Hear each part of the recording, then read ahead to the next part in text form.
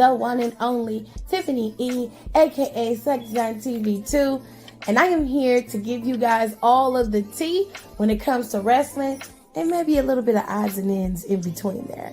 So why don't you go ahead, go get your snacks, go get your juice, go get you a good drink, a good glass of wine if you can drink it. If you're underage, don't be drinking, okay? Go on and get you some juice or something and sit back and listen as we kiki and holler about wrestling. Because over here, you get a plethora of things when it comes to my show, okay? You get wrestling commentary. No benefit of the doubt. Dr. Phil say don't do that. Dr. Phil say when somebody show you who they are, and so did Maya Angelou, believe them. Them two hoes are snakes. They've been snakes, and them hoes was like that when you got there, and they like that now, so fuck them both. And they did the right thing by letting them headline WrestleMania. They most definitely deserve to headline WrestleMania, and that is how you close a mania. What else will you get? You'll also get a weekly recap of every single show that WWE has to offer. Monday Night Raw after show, NXT after show, and of course a Friday Night SmackDown after show.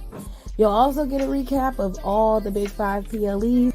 I even do the Saudi shows for you. And then, if it's good and worth the time, I may even throw a little AEW in there. But of course, I will do my best to make sure I recap as many PLEs as possible. If I don't have it, then I'll throw it to one of my friends who do know it. We also cover pop culture, and we have really good time over here with lifestyle and just giving advice. So, if you're ready, it's showtime. And that is on the ancestors, baby. Only if you wasn't here. I definitely would. That would break my heart. I'm trying to wait and see if they just gonna go off. It look like they finna just go off. They ain't gonna do nothing crazy. They playing a replay of Fastlane. We gonna go in order, y'all. Hold on. Hurry it on, y'all. It's Carmen.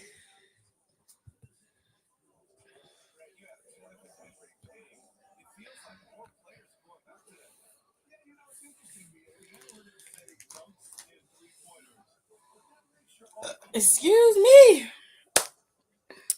How's everybody doing? I hope you guys enjoyed the show. Fastlane just went off, and Seth Rollins just barely beat Shinsuke Nakamura.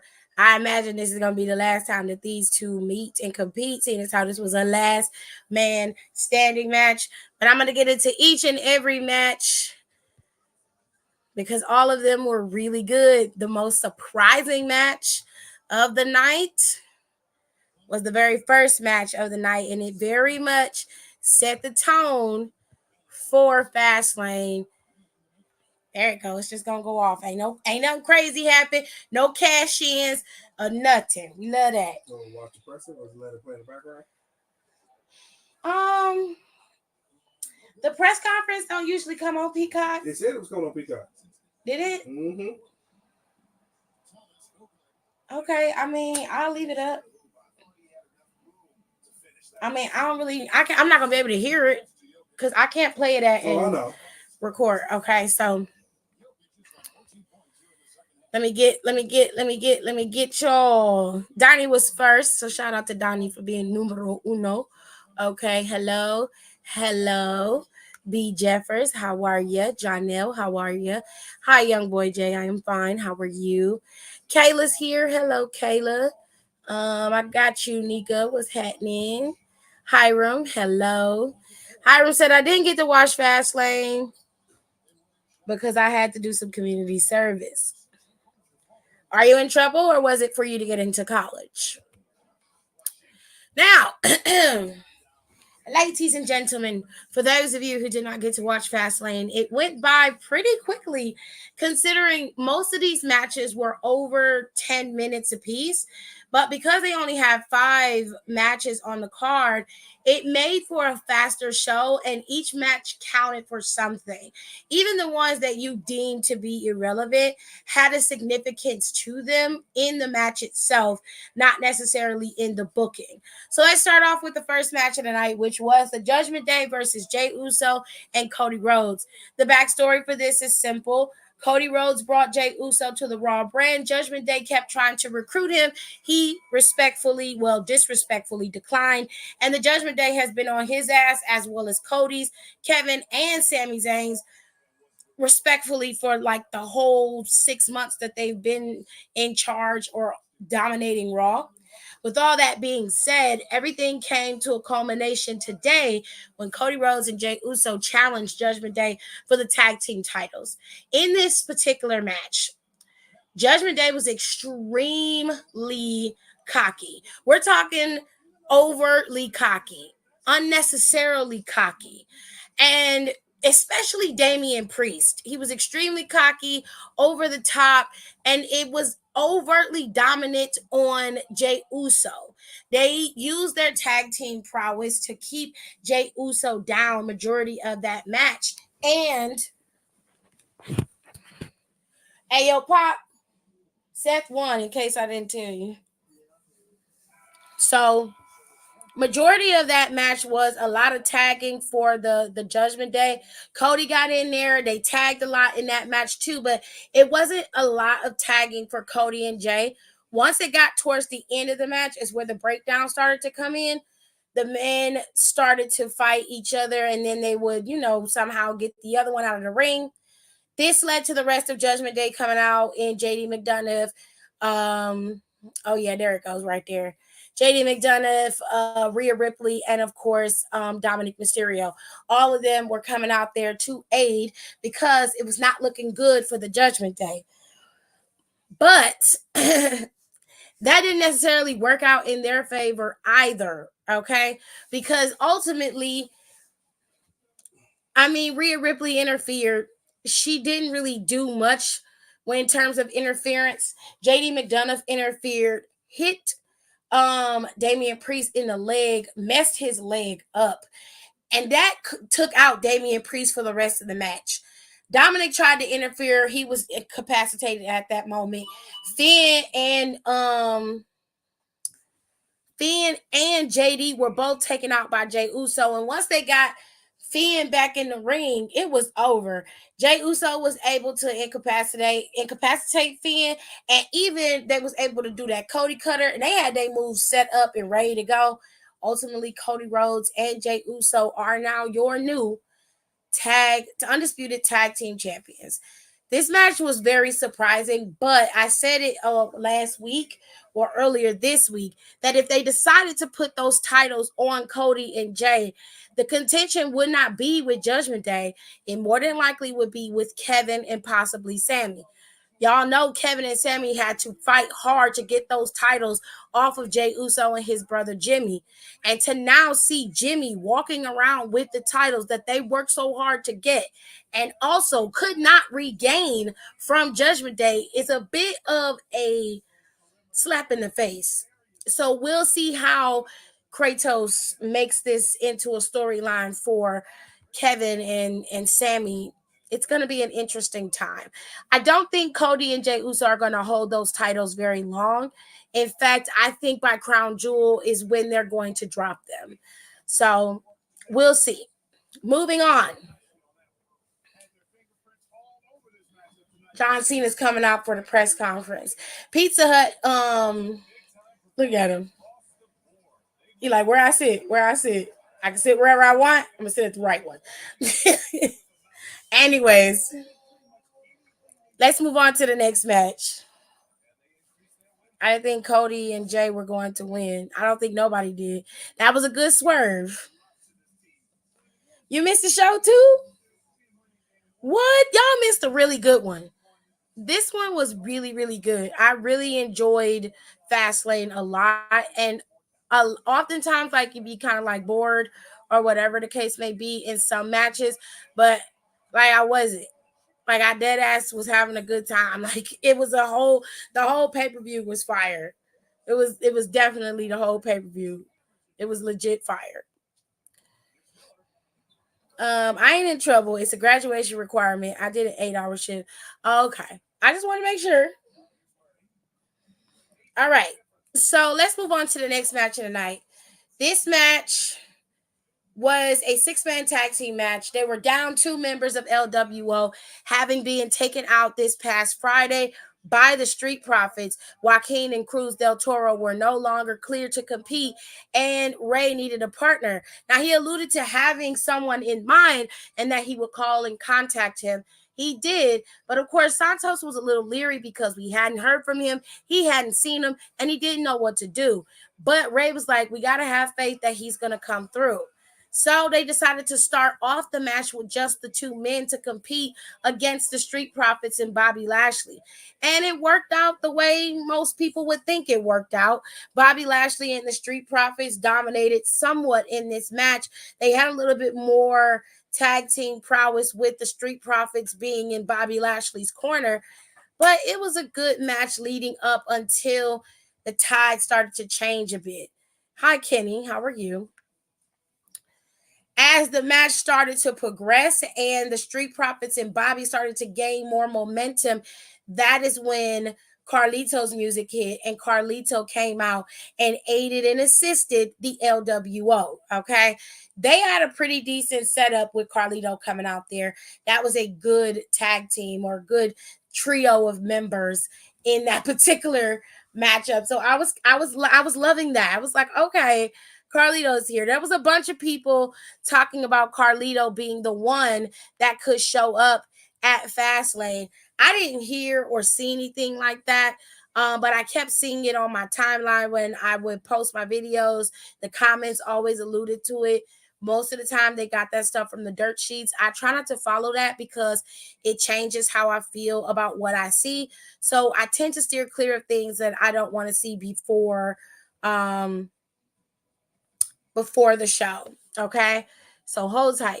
Hold on. Let me see if I can get a picture. Let me see what I can do. But yes, B. Jeffers Carlito, and he looked like he was in great shape. I mean, he looked amazing. He's a bit bigger than what he was the last time that we saw him, which I believe was in the Puerto Rico show. He was there. Yeah, he came out there during Bad Bunny's match, I believe. So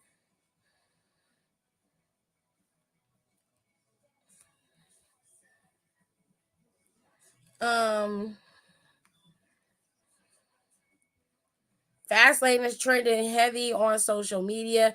We also had a Jade spotting, which I thought was really cool.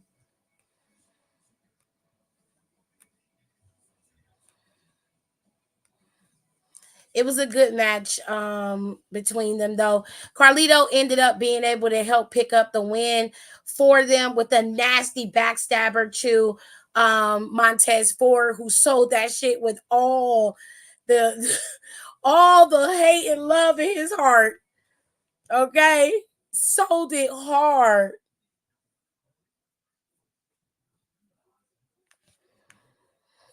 So let me show y'all what Carlito looked like. I found a picture of him, and it's with John Cena just for preference, or reference rather, my bad. Just so as you knows.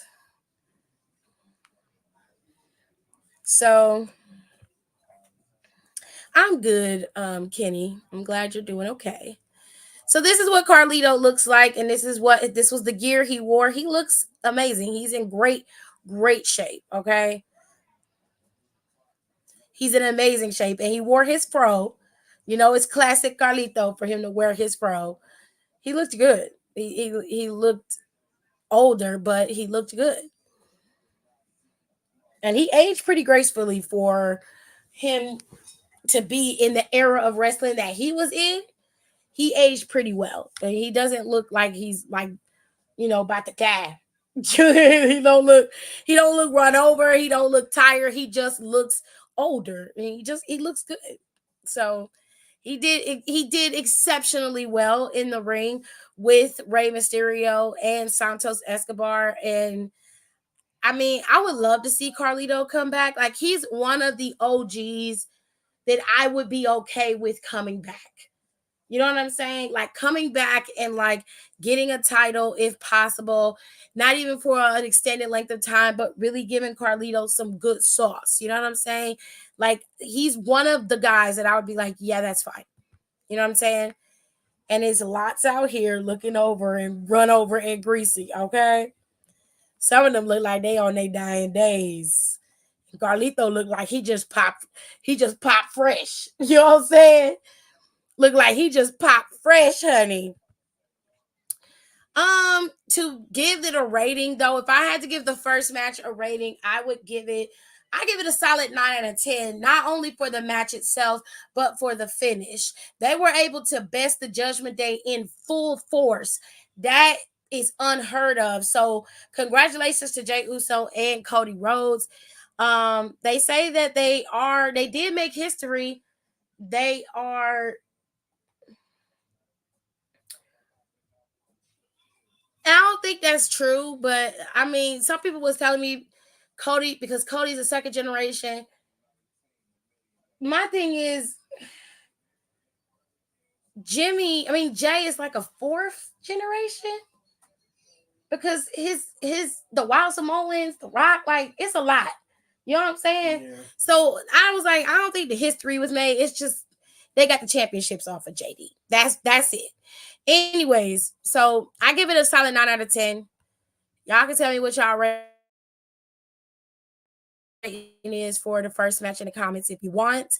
For those of you just listening, like it's a podcast, hello, how are you? Welcome to the show. Please give me a thumbs up if you like what you're listening to. Please share it, and do not forget to rate, comment, and subscribe. Okay? Don't forget that. Anyways, who's to get back to the 6-man tag that had Carlito in it. I definitely would give this match an 8 out of 10. I think the match itself was good, and the big pop for Carlito made it even better and put it up. That's a high rating given Bobby Lashley was in this match, but a lot of that doesn't go to Lashley. A lot of it goes to the Street Profits and their extreme aggressiveness that they've attained by being with Bobby Lashley, and of course with Santos and Rey being able to defend against it. They did a good job. So moving into the third match, this was probably, and to go back to this first match, I think they could have shaved off about 5-6 minutes of this match.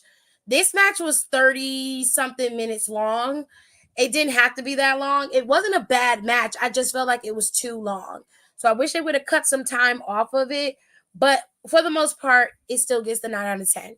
All right. I thought that the second match of the night had perfect time. It wasn't too long. It wasn't too short. It hit that happy medium, and it had good pacing. So I was happy about that. Okay, now we got the triple threat match. I have a cold and sore throat, but I didn't let it stop me from watching Fastlane. Ow, I hope you get yourself some tea and some honey, kind of soothe your throat a little bit. Get you some throat lozenges, some coldies or something, help you get yourself together. It's probably just a cold. The flu goes around really badly, so be careful of that. But if you have any other symptoms that are COVID related, go get a test and get yourselves together, okay? Also, those of you who ain't got your COVID boosters yet, y'all need to go get immunized, okay? Go get your COVID shot so you can be protected. The body can defend against it. You need to go do that shit, all right? Anyways, moving into the third match of the night was the women ladies. They took up a good chunk of time in the middle of the show. We had Io Sky defending her WWE Women's Championship against Charlotte and the Empress of Tomorrow, Asuka. This match was fun. Okay, the girls was not playing. They was going all at. You understand me? I like this match a lot.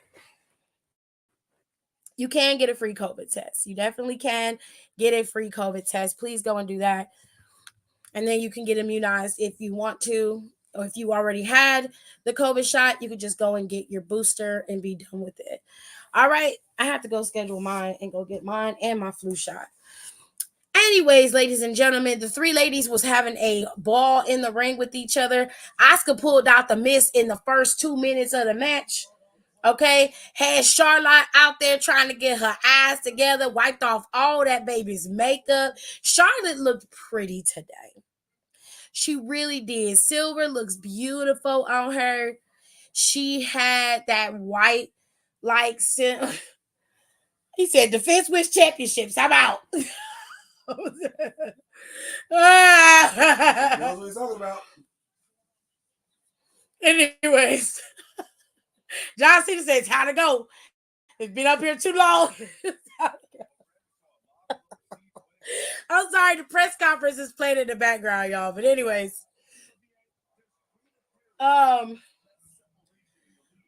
so Charlotte's gear was really dope today. I liked Asuka's gear. It was always, you know what I'm saying? Byron got that nice little chin, like that little nice little mustache. I was like, okay, Byron. Okay, Byron, I see you. Who they call out this time? Damage Control? Yeah. I definitely don't want to listen to Bailey shrieking on the microphone for idiots. Right, because that's definitely gonna happen. Anyways, thank you, Hunter, for letting him grow his facial. Yes, the WWE Women's Championship is fire. I love it on that white strap. It's beautiful. And I like the fact they put the women's belts on the white straps. Mm-hmm. I love that. But anyways, this match was fun. I liked the match. All of the girls was in there working. They all had their moments. They all pulled out the stops. But to me, what really didn't give... I understand the situation with Bailey and Io Sky. It's no problem with that. But the finish of this match was a little bit tricky. So once we got to the end, Charlotte was able to bridge with the figure 8 and got Asuka to actually tap. But because Bailey was out there, the referee was more concerned with Bailey. Quite frankly, it's a triple threat match. You feel what I'm saying? There's no disqualification. Why were you even worried about what Bailey was doing? In my opinion, okay? So if he had been turned around, he would have saw that Asuka tapped. So Charlotte has a very good case to challenge Io again at Crown Jewel, which is more than likely what's going to happen, okay? But Bailey being out there after Io expressed her expressly told her to not come out there, it just really, if you're going by the story, it just proves that Bailey does not believe Io can defend that championship without her. It's either that or she doesn't want to let her defend it without her, because then it'll prove that she doesn't need her. You know what I'm saying? Right. So that's the only asterisk, I guess you could say, stain or bad taste from that match. Other than that, it was a good match. All three women performed beautifully in that match. Io looked exceptional. Asuka looked great, and so did Charlotte. This match was over 30 minutes. It was good, though. I wanted the triple threat match to be at 30 minutes. I felt like that was the only female match on the card. It deserved the time. Okay, it deserved the time. So I was very happy that the girls was able to put in work and do what they did. Shout out to Io, because she did end up retaining her title due to Bailey's interference. She was able to take out Charlotte as she bridged in the figure 8, and Io Sky was able to retain her WWE Women's Championship.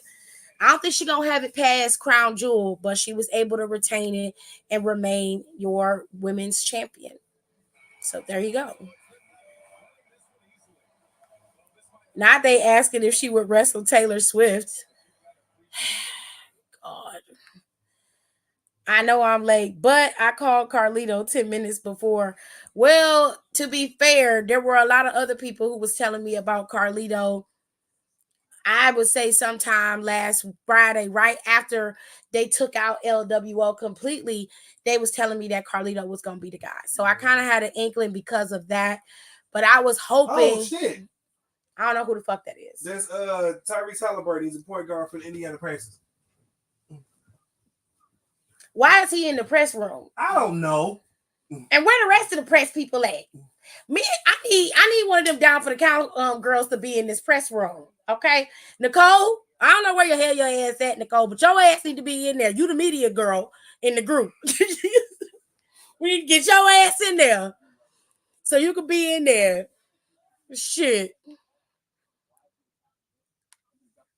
I ain't know who the hell he was. I was like, who the hell is that? Yeah, it's Tyrese Halliburton. That nigga said, fuck them other people.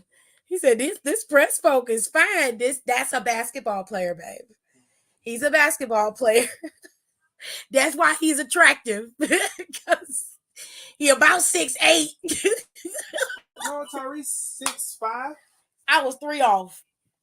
What position he played? Point guard. For the Pacers? Mm-hmm.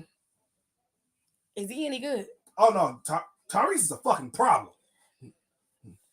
Well, Don, you better see if he swing both ways and go get you some. I don't know what to tell. Tyrese is a problem. Tyrese Halliburton. Mm-hmm. Tyrese Halliburton. Look him up. I'm sure he on Instagram flexing booty or something somewhere. Hell no.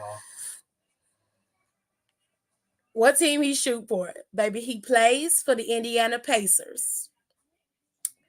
He is a point guard. He said, I'll sign the NDA. Nigga. Cut it out. I'm trying to be professional. Let's get the girls a grade. The girls get a 10 out of 10 for me. I thought it was a solid match. Even though I wanted Io to actually legitimately win this on her own, I do like the finish because it sets her up to be able to go up against Charlotte by herself. So I am okay with the way that it played out because majority of that match, Io was on her own. She did move on her own, and I really do appreciate that. So I'm going to say that I love this. And I'm going to say this is a 10 out of 10 match. It was solid. Look at Jay. Look at Jay. Cut up. They play their music when they come out there. Okay. Y'all, hold on, y'all. Hold on. He cutting up. Hold on. Still don't know my words, still stressing perfection. Let you all in my mental, got me looking too desperate. Damn, you ain't desired.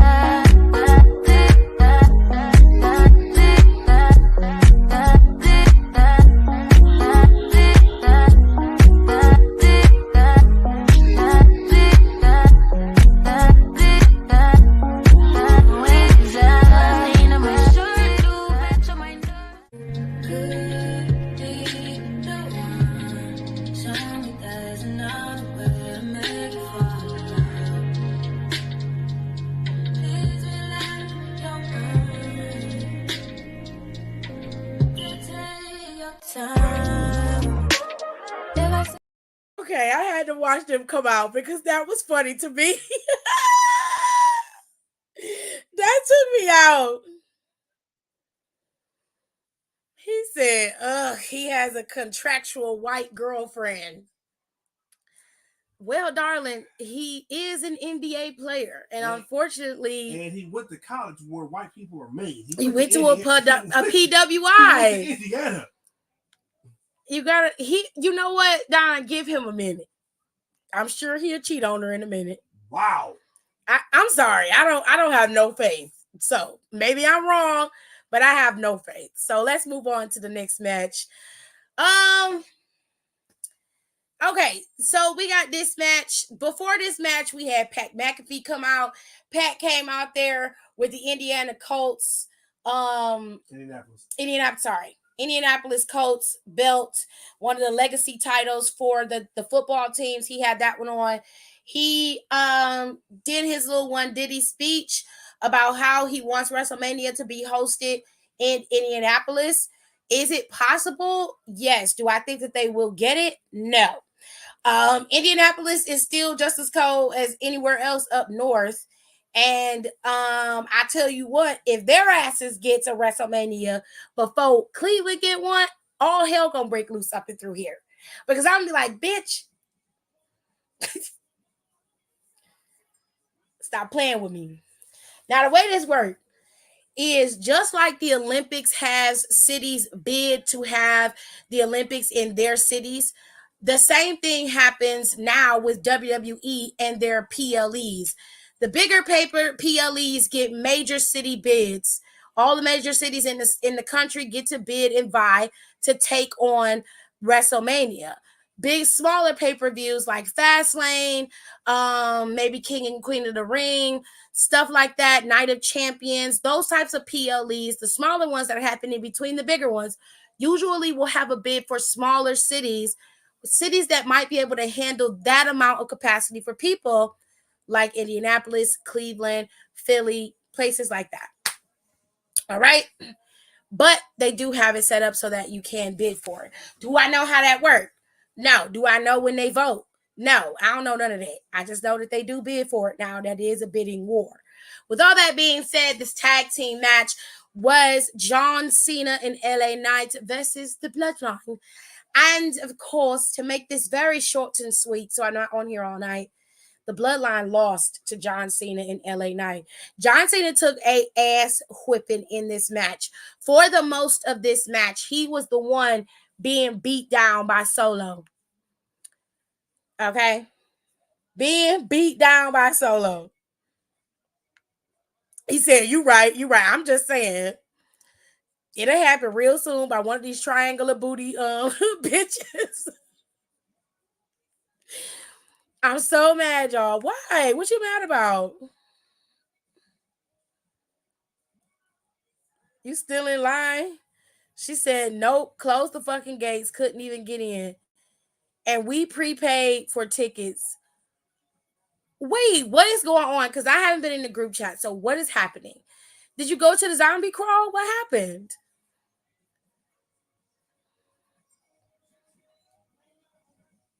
Because I was just telling them I need Nicole's ass to be in this press conference because they ain't got nobody in this damn press conference. Okay, they got any and everybody in this press conference. We need to figure out how we can get your ass in this press conference for Down for the Count so we can get boosted. We need to figure this out. We need to find out. I don't know where to start looking, but I'm going to start looking at their press stuff and see how we can get in there. She didn't get into the zombie walk at all. Like, what is going on? And it's all dudes in there. I don't like that. You better get like Tony Khan and get some more women in there. And I don't like the fact that it's all white people in there. And the only black person you had was a basketball player. Get some more people in there. Nicole, you got to get your ass in there. You got to get your ass in there, Nicole.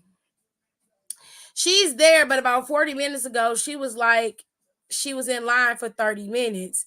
She said yes, and they are taking forever to let people in. And then the cops came and said they were told they had to close the gates. So are they going to give y'all your fucking money back?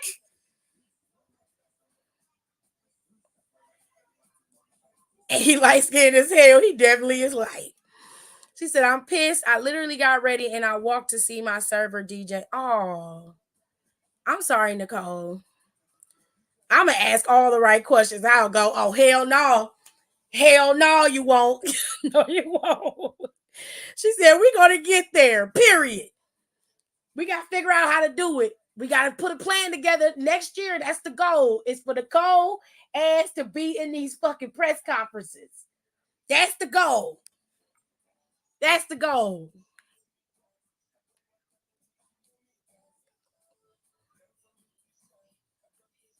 Anyways, this match was cute. I like the match. Like I said, John Cena was in this match, majority of it.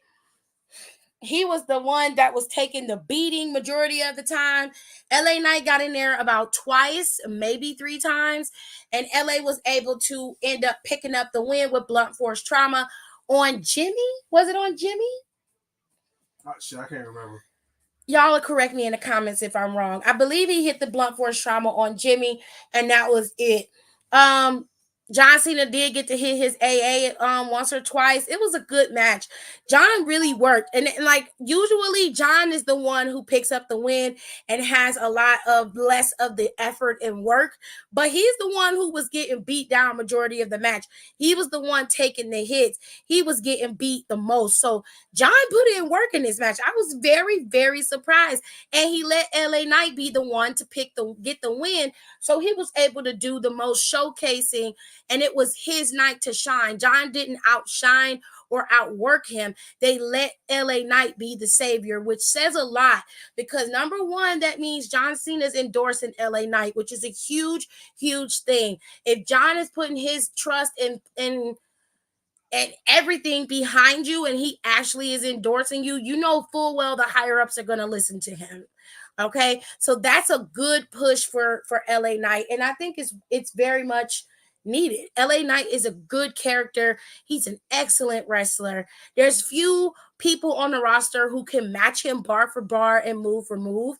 He just is perfect in terms of structure of a character and his wrestling abilities. He's a perfect superstar. Perfect. He said, "Yes, I will." No, you won't. Your ass is gonna be in there asking something ignorant. You is not gonna embarrass nobody. You will embarrass us. I know you will. He said, "I'm gonna run y'all's IG page, sir." Yeah, it was Jimmy. Okay, good. This was not a good look for the bloodline to lose like this, and for Jay to end up being champion with their arch nemesis at the beginning of the show. You know Roman is gonna be hot on Friday. Okay, this about to blow up in their face, and Jimmy probably gonna be the one to get all of the smoke. He gonna get all the heat. Now, if I was Triple H, I would have Roman whoop Jimmy's ass, and then they have Jimmy versus Roman at Crown Jewel. That's what I do. You know what I'm saying? She said, Nicole said, "Love you, but you be a mess." Nicole know where I'm coming from. Your ass is ratchet. And no, hell no. It's already bad enough that I put my commentary on our page. But I really was just trying to build up our page, which it seemed to be working. So I'm here for it. Kudos to me. Right. Let's move on to the last match. Okay, so we got the final match of the night. It was Seth freaking Rollins versus Shinsuke Nakamura. Shinsuke Nakamura came out there in a beautiful all-white robe.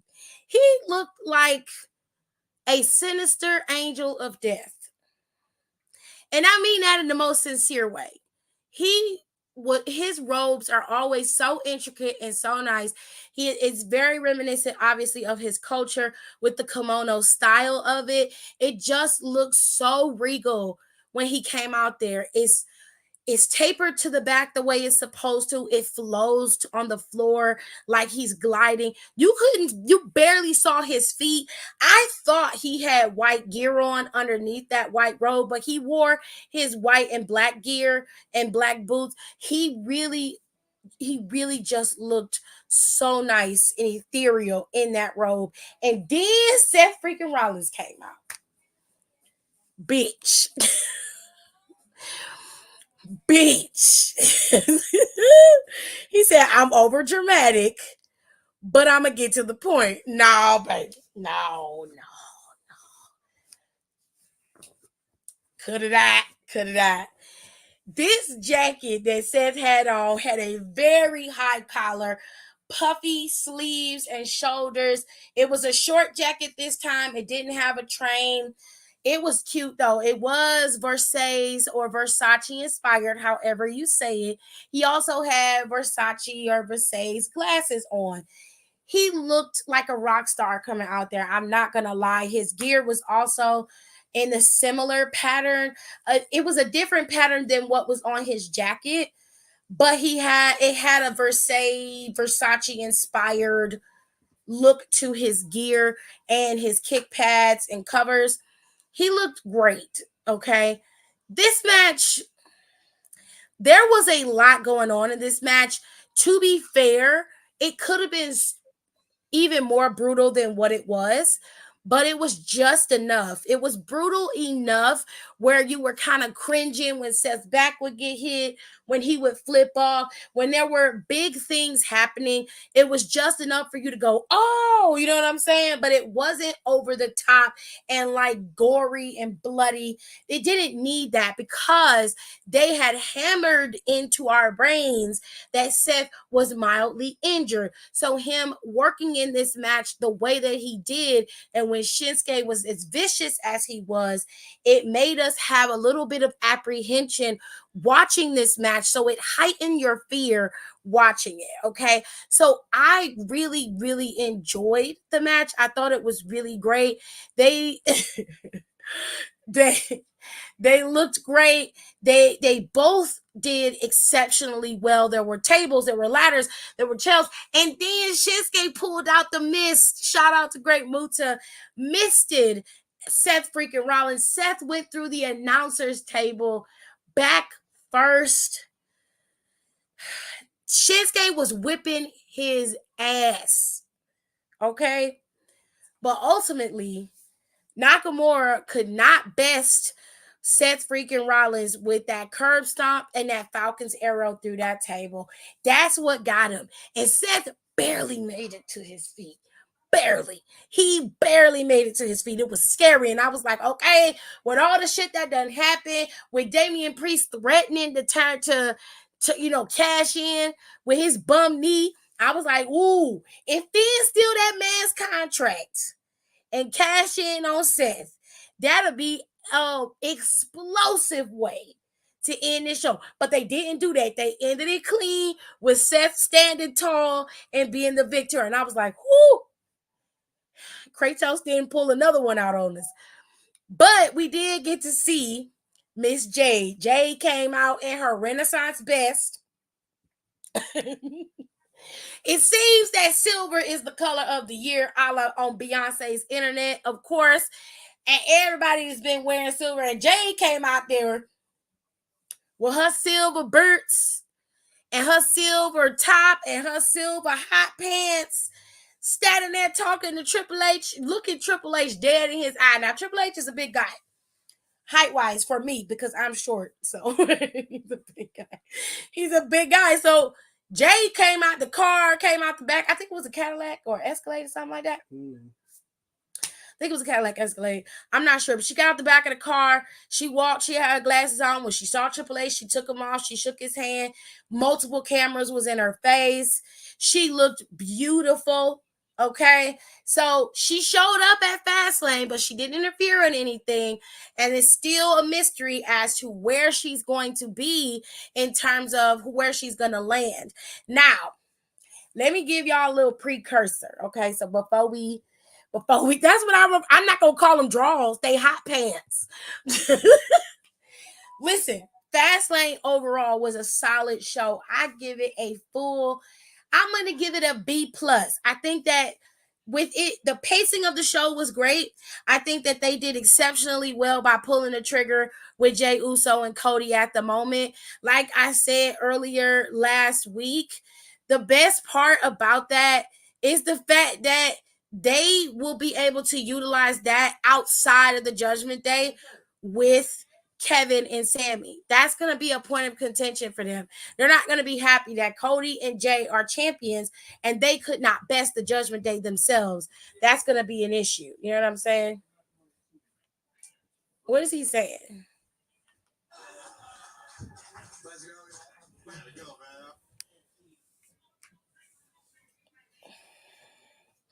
He said he got to go. I'm riding with Cody Rhodes. Right.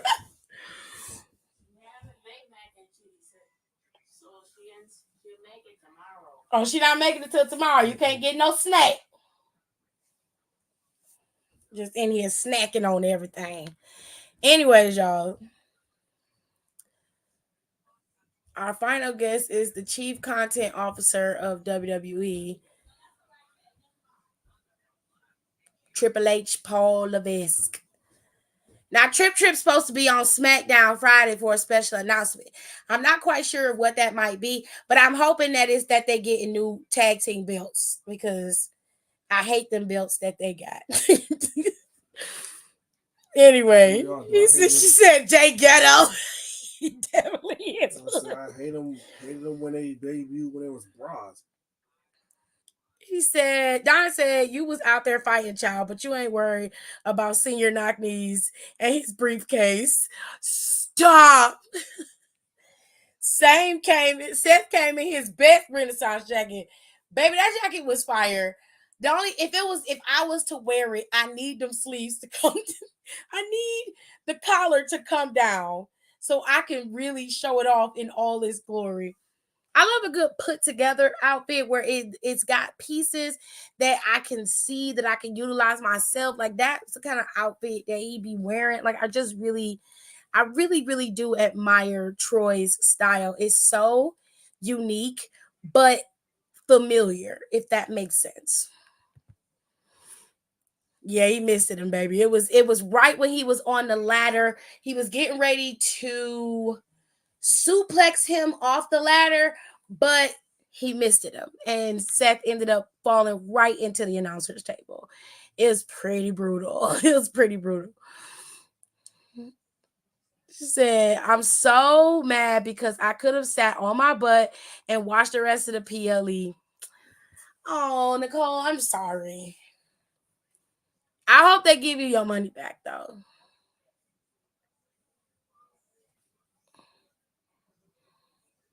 Tyler Breeze was there?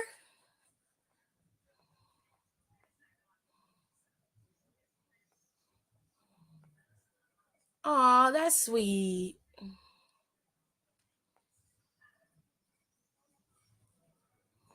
He said tonight was the highest grossing event that we've ever had in Indianapolis.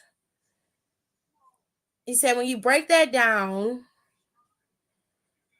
this is a city that has hosted Survivor Series, SummerSlam, and they have hosted WrestleMania 7.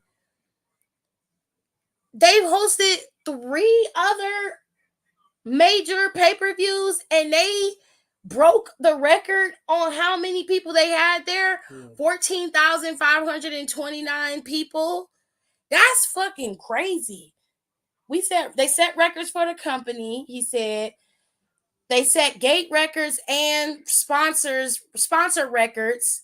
He said it was a successful event across the board, and they'll have their people get the numbers to you coming in the next couple of weeks. I can't pull up the press conference so y'all can see it because I'll get flagged. He said he want to talk about the event. He said more so the talent that was in it. Becoming the new undisputed tag teams champions in a stellar match. He said for me to see, I don't know who he was joking about their agent here. You don't look 21. But for me, Cody as a kid, Jay, I'm waiting for the damn caption to catch up. Jay is a kid and seeing them come in here and seeing what they go through and seeing Cody's growth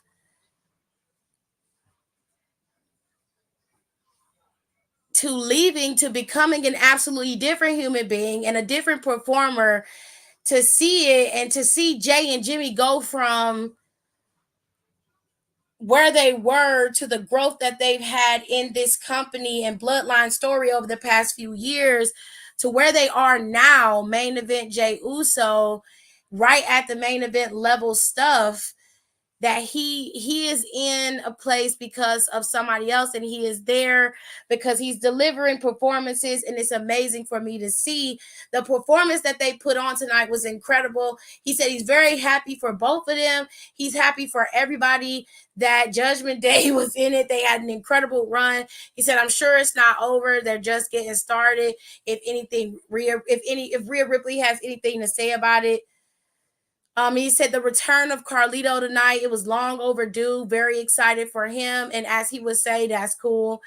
Just excited to have him back. So it looks like Carlito's going to be permanent on the roster, which we love that. He's excited to have him back and excited to have him home. This run that EO continues, he said that when you're leaving NXT to come to Raw or SmackDown. It's a different world and different environment. It's like leaving college football to play in the NFL. And sometimes it takes a moment.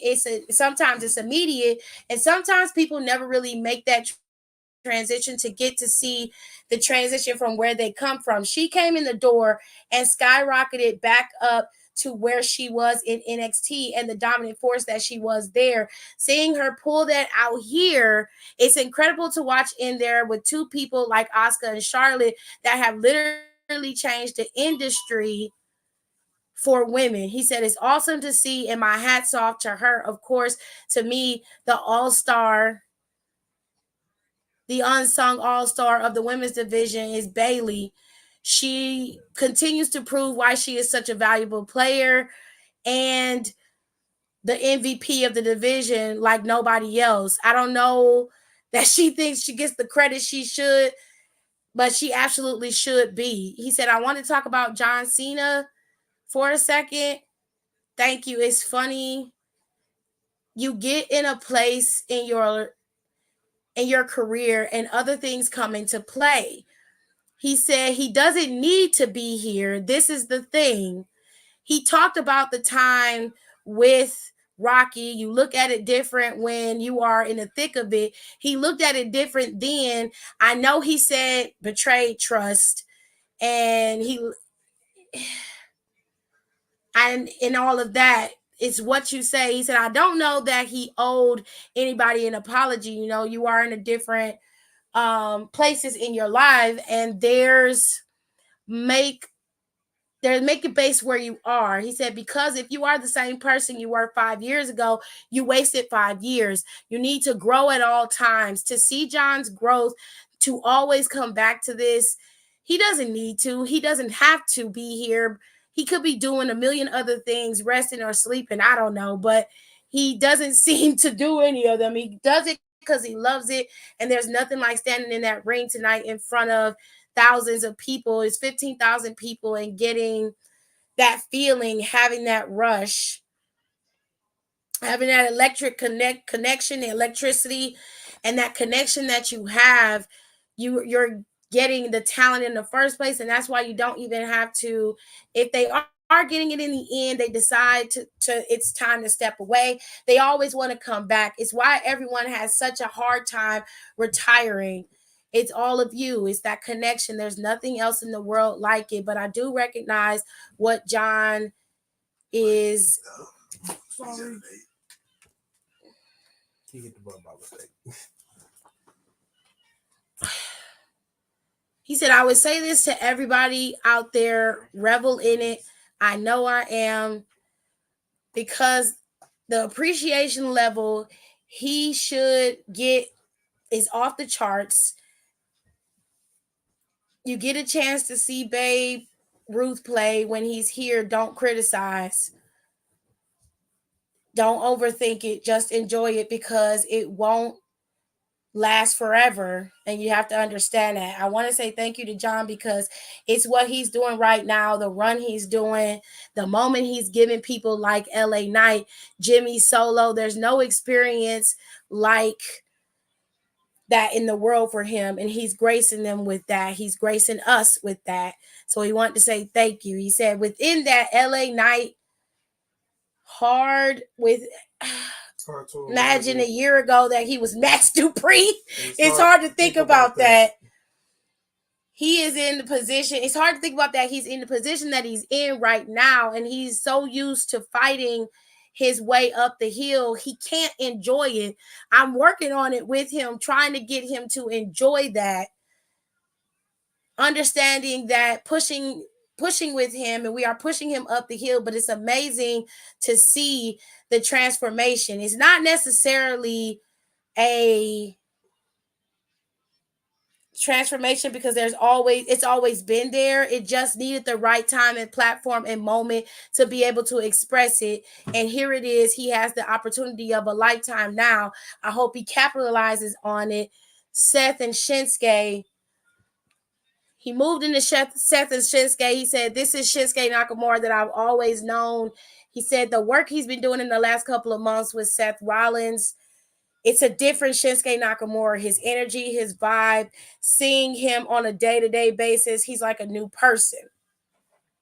It's impressive to see. I hope he continues to do that. I hope we can continue that rise. He's a special talent, and I want everybody in the world to be able to see just how special he is. And he said, with that said, thank you to everybody. It was a huge week coming up. SmackDown, NXT coming up. Carmella will tear it up. Cody will be there in a big way. The caption fucked that up because it's not Carmella. It's an amazing, with a big announcement. It's an amazing week. He did mention there was a cool music at the end, promotional package. It should be amazing. So that's alluding to The Undertaker. He said, I want to say that to me, and I know he's my friend. Look at this funny. The work that Shawn Michaels and that team is doing down there at NXT is off the charts. NXT is off the charts, just starting all over, fresh, turning everything around week after week after week, producing some of the best content that WWE is producing. My hat's off to all of them and the talent. You have to think about the fact that a lot of the talent they are working with on day-to-day basis, some of them have been doing it for 6 months. I don't mean they did it 5 years someplace else and came in. They literally have been wrestling for 6 months. They walked through the ropes and just started wrestling. And he said it's an unbelievable thing to be able to get to that level. When I see stuff like that, and I see the talent we have here right now, the breadth of the talent right now, I look at what's in NXT, what a future we have. You look at the people that are coming in like Jade Cargill, what a future. When you look at the Roxanne Perez's, the Tiffany's, the Carmellas, the Bronze, what are you saying, Carmella? What is he trying to say? Carmelo. He keeps saying Carmella. The damn catcher keeps saying Carmella. What do you mean, Carmelo? I'm like, what the fuck?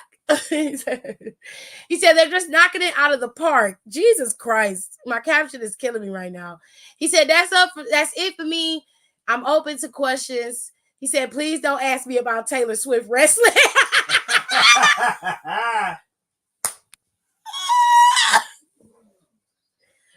What's the matter, June? No, I'm freaking on there below his bed. He's waiting on me. Okay. Did you brush your teeth?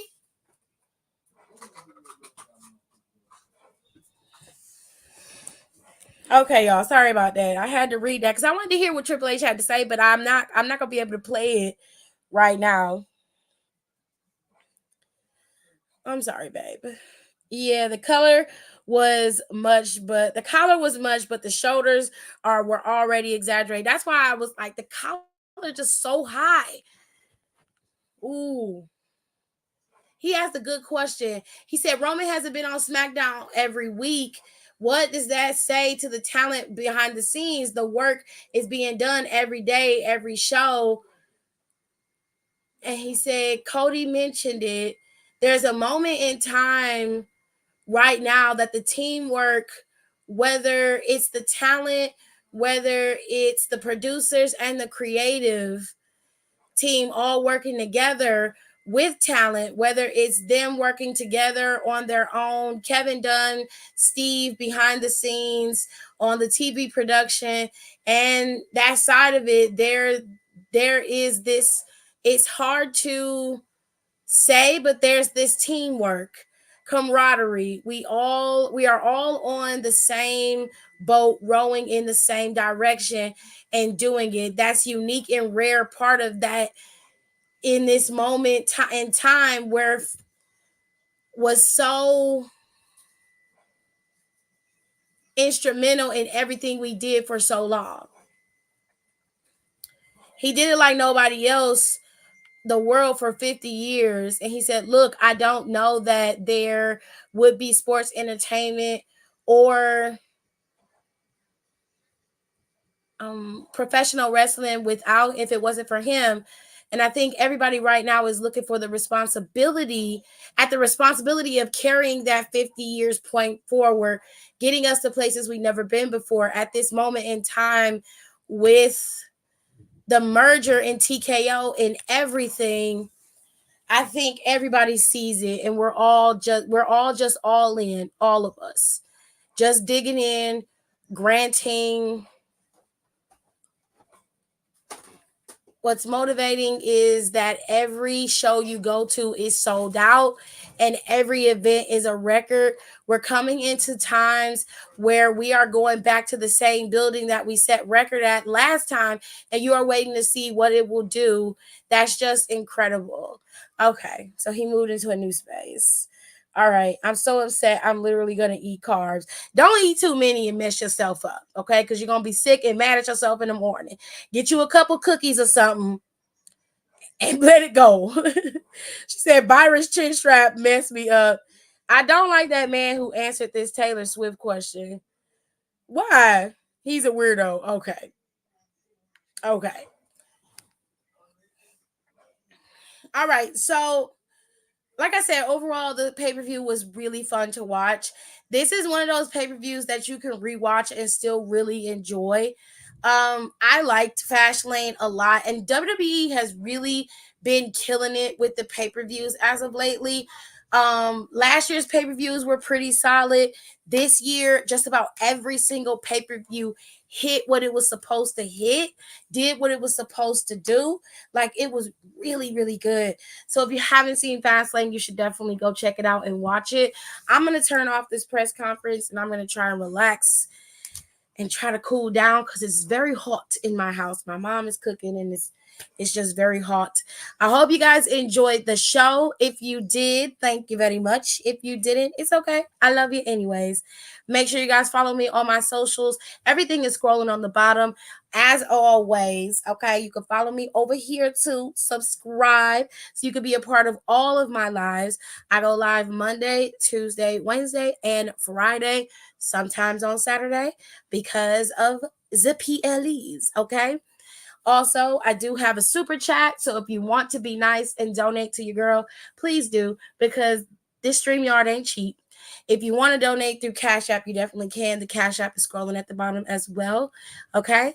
And eventually, we are growing in numbers, ladies and gentlemen. Okay. I'm at 695 when it comes to my subscriber count. I've been growing steadily because I'm consistent when I post every single week. And I appreciate y'all for coming through and finding your girl. Okay, I appreciate that. All right, continue to come through. Because once I hit 1,000, then I could be monetized and I can start making some coin. Yeah. With all that being said, thank y'all so much for listening. I will see you guys Monday after Monday Night Raw at 11:05. Between 11:05 and 11:15, I will be going live. Okay, and it's per the regular schedule. Also, if you want to hear commentary on the shows and PLEs, you can always come through, and it's right here at the bottom scrolling. You can see everything. Okay. Also, we have a podcast with my fam, Nicole, Alexis, and Janae, where we talk about, and Rico and Donna over there on occasion, where we talk about wrestling regularly. That is up. Currently, right now, Alexis has the What Had Happened Was episode, Halloween Havoc of 1998. Go and check that out. It's actually an interesting fun fact from the wrestling historian herself. And as always, the KTT podcast is my personal podcast where we talk about all the mess, honey. Don and Rico are usually over there for the music weekly, which I switched from monthly to weekly. And I'm going to do Pop Culture Wednesday, but I might slow down on the Pop Culture Wednesday because I feel like that's an oversaturated market and and I get bored easy. Because the stories are the same with different people, and it's just and I feel like I should focus more on Music Weekly and Red Rum because I really like doing those. So I might start back up Red Rum and focus more on Music Weekly with Don and Rico. That seems to be a fun time. With all that being said, I will see you guys in my next one, which is Monday. So toodle.